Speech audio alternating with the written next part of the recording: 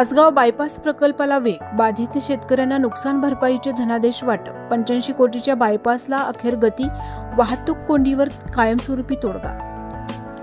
तासगाव शहरातील वाढती वाहतूक कोंडी दूर करण्यासाठी महत्त्वाचा ठरणाऱ्या बहुप्रतीक्षित बायपास प्रकल्पाला अखेर गती मिळाली। या प्रकल्पाच्या भूमी संपादन प्रक्रियेला सुरुवात करण्यात आली असून बाधित शेतकरी बांधवांना नुकसान भरपाईचे धनादेश वाटप करण्यात आले।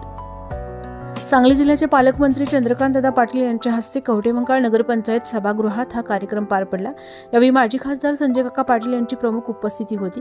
गेल्या अनेक वर्षांपासून प्रलंबित असलेल्या या बायपास प्रकल्पासाठी सातत्याने पाठपुरावा करून सुमारे 85 कोटी रुपयांचा निधी मंजूर करण्यात आला।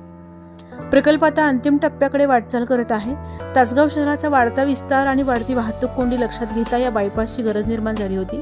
प्रकल्प पूर्ण झाल्यानंतर जड वाहतूक शहराबाहेर वळवली जाईल, ज्यामुळे अपघातांचे प्रमाण कमी होऊन वाहतूक अधिक सुरळीत होणार आहे।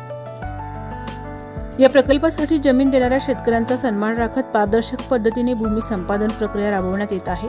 धनादेश वाटपानंतर शेतकरी बांधवांनी समाधान व्यक्त केले। यावेळी बायपास रोड लाभार्थी म्हणून सौ सुजाता विलास हिरुगडे आणि श्री सचिन शंकर माळी यांचा समावेश होता।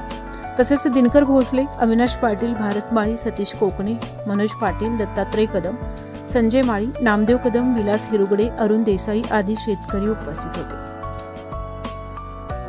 कार्यक्रमास नगराध्यक्ष विजया पाटील, उपनगराध्यक्ष प्रसाद पैलवान, माजी नगराध्यक्ष बाबासू पाटील, गटनेते सतीश लिंबळे, नगरसेवक मधुकर भाऊ पाटील, विशाल शिंदे, संदीप सावंत, संतोषाबा बेले, सचिन भाट महाराज, नगरसेविका दीपाली पाटील, भारती धाबुगडे तसेच प्रमुख कार्यकर्ते मोठ्या संख्येने उपस्थित होते। तासगावच्या जनतेला दिलेला शब्द आम्ही पाळला आहे। हा बायपास शहराच्या आर्थिक आणि औद्योगिक प्रगतीसाठी क्रांती घडवणारा ठरेल। 85 कोटींचा निधी हा केवळ आकडा नसून तासगावच्या भविष्याची गुंतवणूक आहे। संजय काका पाटील यांच्या मार्गदर्शनाखाली तासगावच्या सर्वांगीण विकासासाठी आम्ही कटिबद्ध आहोत, असे प्रभाकर बाबा पाटील यांनी सांगितले। SK news Marathi, Tasgaon, Sangli.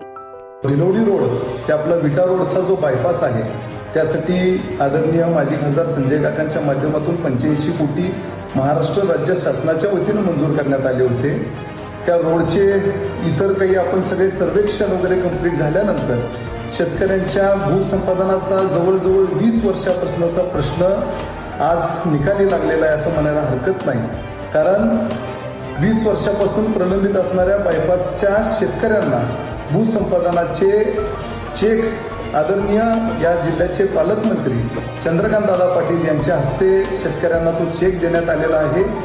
निश्चितपणानं येणाऱ्या काही महिन्यांमध्ये किंवा अगदी काही कालावधीमध्ये आपला हा बायपासचा प्रश्न निश्चितपणानं मार्गी लागणार आहे। या बायपासमुळे शेतकऱ्यांच्या बरोबर शहराची जी वाहतूक कोंडी होत होती त्यातून निश्चितपणानं आपल्याला मुक्तता मिळणार आहे। त्या वाहतूक कोंडीपासून आपण तासगाव शहर मुक्त करणार आहोत आणि त्या दृष्टिकोनातून हे अतिशय महत्त्वाचं पाऊल आजचं समजलं जाणार आहे। आणि याचबरोबर आपल्या या विटा रोड ते भिलवडी रोड बरोबर चिंचणी, विटा रोड ते चिंचणी रोड, पुंदी रोड, विटा रोड ते पुंदी रोड, पुंदी रोड ते चिंचणी रोड, चिंचणी रोड ते मनेराजरी रोड आणि मनेराजरी रोड ते सांगली तासगाव रोड, हा जो बायपास आहे हाही निश्चितपणानं आदरणीय काकांच्या माध्यमातून आपण लवकरात लवकर या बायपासचं काम निश्चितपणानं मार्गी लावणार आहोत।